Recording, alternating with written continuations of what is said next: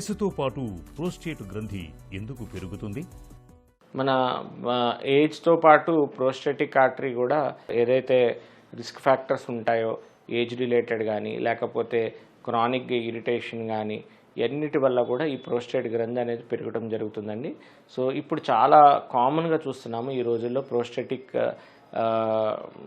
వాళ్ళ ప్రోస్టేట్ సమస్య. ఒక 60 ఏళ్ల వాళ్ళల్లో పైబడిన ఏజ్ వాళ్ళల్లో ప్రోస్టేటిక్ గ్లాండ్ అనేది హైపోట్రోఫీ అవుతూ ఉంటుంది. దీనివల్ల మనకి నీరుడు ఒంటేలు వెళ్ళే వాళ్ళల్లో అంటే రాత్రిపూట ఎక్కువసార్లు ఒంటేలకు లేగటం, ఫ్రీక్వెంట్ యూరినేషన్ అంటే మళ్ళీ మళ్ళీ వెళ్ళాలనిపించడం, మనం ఒకసారి ఒంటేలు వెళ్ళినా కూడా ఇంకా వెళ్ళాలి అన్న ఒక సెన్సేషన్ ఉంటుంది. అలాగా మనం కొంతమందిలో ఇది ఇంకా పెద్దదయ్యి కంప్లీట్ అసలు ఒంటేలు రాకపోవడం కూడా జరుగుతుందండి సివియర్ సిచ్యువేషన్స్లో. సో అలాంటి సమస్యలన్నీ కూడా ఒంటేలు మనకి పెద్ద వయసు ఉన్న వాళ్ళల్లో ఒంటేలకి వెళ్ళడానికి చాలా ఇబ్బంది కలిగించే సమస్య ఈ ప్రోస్టేట్ గ్రంథి సమస్య అండి. బీపీహెచ్కి సంప్రదాయక చికిత్సలతో ఉన్న ప్రతికూలతలేంటి? మనకి దీనికి టీయూఆర్పీ అనే సర్జరీ చాలామందికి తెలిసే ఉంటుంది. ఎందుకంటే ఈ బెనైన్ ప్రోస్టేటిక్ హైపర్ప్లేషియా అంటాం, దీన్ని బీపీహెచ్ అంటాము. ఈ ప్రోస్టేట్ అంటే దీనిలో ఏంటంటే మనకి ప్రోస్టేట్ గ్రంథి సైజ్ పెరగడం వల్ల ఈ కంప్రెసివ్ సిమ్టమ్స్ అన్నీ వస్తూ ఉంటాయి. సో ఈ టీయూఆర్పీ చేయటం వల్ల మనకి కొంతవరకు లోపల నుంచే చేసినప్పటికీ కూడా కొన్ని సైడ్ ఎఫెక్ట్స్ అనేవి ఉన్నాయి మనకి ఈ టీయూఆర్పీలో. లైక్ మనకి రిట్రోగ్రేడ్ ఎజాక్యులేషన్ అంటాం. ఎందుకంటే ఒకసారి ఆ గ్రంథి లోపల నుంచి మనము ఈ ఏదైతే కట్ చేసుకుంటూ వచ్చే వాళ్ళల్లో మళ్ళీ రిట్రోగ్రేడ్ ఎజాక్యులేషన్స్ కానీ లేకపోతే ఇతర సమస్యలు మన జనరల్ అనెస్థీషియా ఇవ్వాల్సి రావటం కానీ లేకపోతే ప్రోస్టేటిక్ రికరెన్స్ కానీ ఇలాంటివన్నీ కూడా మనకి ఈ టీఆర్పీ దానిలో ఇబ్బందులు చూస్తూ ఉన్నాము. దీనికి ఇప్పుడు కొత్తగా వచ్చిన చికిత్స అనేది మన ప్రోస్టేటిక్ ఆర్టరీ ఎంబోలైజేషన్ అండి. ఇది ఇదివరకు ఫారెన్ కంట్రీస్లో మాత్రమే ఉండేది. ఇప్పుడు మన ఇండియాలో కూడా తరచుగా చేస్తున్నాము. ఈ అడ్వాన్స్డ్ చికిత్స అనేది మనకి ఇప్పుడు కొత్తగా ఈ బీపీహెచ్కి అందుబాటులోకి వచ్చిందండి. కొత్తగా వచ్చిన ప్రోస్టాటిక్ ఆర్టరీ ఎంబోలైజేషన్ ప్రత్యేకత ఏంటి? ఈ ప్రోస్టేటిక్ ఆర్టరీ ఎంబోలైజేషన్ అనేది చాలా అడ్వాన్స్డ్ చికిత్స అండి. దీనిలో మనం ఒక చిన్న సూదితోనే రక్తనాళం లోపలికి వెళ్ళి మనకి ఏదైతే ఈ ప్రోస్టేట్ గ్రంథికి సప్లై చేసే రక్తనాళం లోపలికి వెళ్ళి మనం ఆ గ్రంథికి బ్లడ్ సప్లైని బ్లాక్ చేయటం వల్ల ఈ ప్రోస్టేటిక్ గ్రంథి అనేది కరిగిపోవటం జరుగుతుందండి. సో అలాగా దీనికి అసలు ఏమి కోతా కుట్లు కానీ ఏమి లేకుండా మనం ఒకే ఒక్క చిన్న నీడిల్తోనే మనము ఈ ప్రోస్టేట్ గ్రంథిని ట్రీట్మెంట్ చేయడం జరుగుతుంది. దీనిలో ఏంటంటే మనం సెలెక్టివ్గా వెళ్ళి ఓన్లీ ప్రోస్టేట్కి సంబంధించిన ఆర్టరీనే మనం బ్లాక్ చేస్తామండి చిన్న పీవీఏ పార్టికల్స్తో. దీనివల్ల మనకి ఏంటంటే కంప్లీట్గా ప్రోస్టేట్ యొక్క సమస్య అనేది తగ్గిపోవటమే కాకుండా వెంటనే అంటే ఇది ఎక్కువ పెద్ద వయసు ఉన్న వాళ్ళలో వచ్చే సమస్య కాబట్టి వీళ్ళు చాలామంది బ్లడ్ థిన్నర్స్ మీద ఉంటారు. లేకపోతే కొంతమంది ఏంటంటే మనకి లైక్ కొంతమంది పేషెంట్స్కి ఎనస్థీషియా ఇవ్వలేము. టీఆర్పీ అయితే జనరల్ ఎనస్థీషియా ఇవ్వాలి.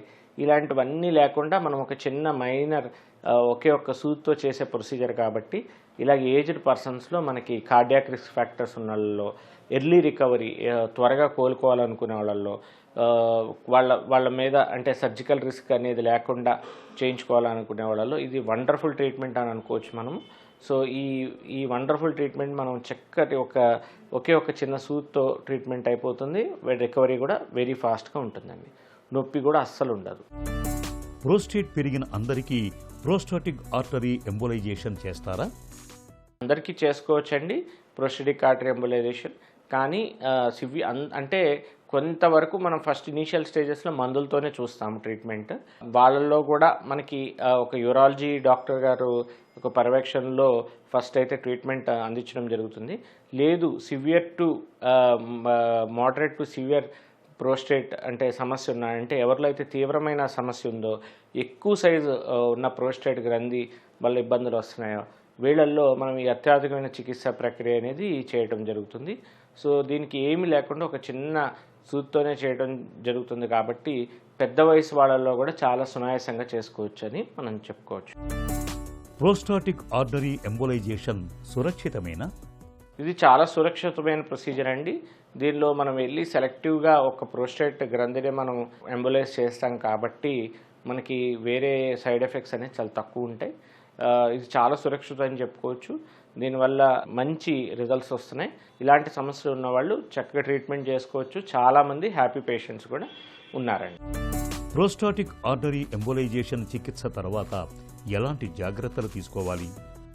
ఈ చికిత్స తర్వాత జాగ్రత్తలు అనేవి ప్రత్యేకంగా ఏమి ఉండవండి. ఎందుకంటే ఇది ఒక చిన్న సూత్తో చేసే ట్రీట్మెంటే కాబట్టి వాళ్ళు ఆ ట్రీట్మెంట్ అయిన తర్వాత నెక్స్ట్ డే నుంచి కూడా నార్మల్గా నడవటం అన్నీ చేసుకోవచ్చు.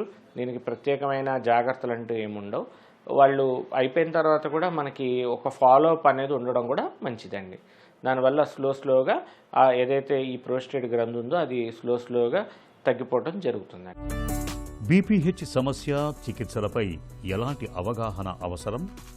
బీపీహెచ్ చికిత్సలకి చాలా అవగాహన కావాల్సి వస్తుందండి. ఎందుకంటే మనం చాలా మందిలో ఈ బీపీహెచ్ అనేది మీ ప్రోస్టేట్ గ్రంథి సమస్య అనేది చూస్తూ ఉంటాము. ఫస్ట్ ఈ సమస్య ఉందని కూడా గ్రహించరు. వాళ్ళకి మనకి ఒంటేలు ఫస్ట్ ఇనిషియల్గా ఏమవుతుందంటే వాళ్ళు పూర్తిగా ఒంటేలకు వెళ్ళినప్పటికి కూడా వాళ్ళు మళ్ళీ వెంటనే ఒంటేలు వచ్చినట్టు అనిపిస్తుంటుంది. సో ఇది ఉన్న వాళ్ళు ప్రోస్టేట్ గ్రంథి సమస్య మనకు ఉందని గ్రహించి మనం ఒక చిన్న స్కానింగ్ చేసుకుంటే సరిపోతుందండి. అల్ట్రాసౌండ్ కేయూబీ అంటారు. పోస్ట్ వైడ్ రెసిడ్యువల్ వాల్యూమ్ కూడా ఎంత మిగులుతుందని చూసుకుంటాము. దీనివల్ల మనము ఏంటి ఈ ప్రోస్టేట్లో ఏం సమస్య వస్తుంది అనేది ఒక అవగాహన తెచ్చుకొని మనం దీనికి ఎంబోలైజేషన్ ద్వారా ట్రీట్మెంట్ చేయించుకున్నట్టయితే సులువుగా వెళ్తుంది. ఈ ప్రోస్టేటిక్ ఆర్టరీ ఎంబోలైజేషన్ అనే ప్రక్రియ ఉందని కూడా చాలామందికి అవగాహన ఉండదు. సో మన ఇంట్లో ఉన్న పెద్దవాళ్ళు ఇలాంటి సమస్యలకు బాధపడుతున్నట్టయితే సర్జరీ అనే దానికి భయపడకుండా ఈ చిన్న సూత్తో ట్రీట్మెంట్ అనేది ఇప్పుడు చాలా మంచి ఫలితాలు ఇస్తుంది. దీని గురించి అవగాహన కూడా చాలామందికి లేదు. సో ఈ అవగాహన కూడా మనలో మనం ఒకళ్ళ ద్వారా ఒకళ్ళకి చెప్పుకుంటాం అనేది చాలా ఉపయోగకరం అండి.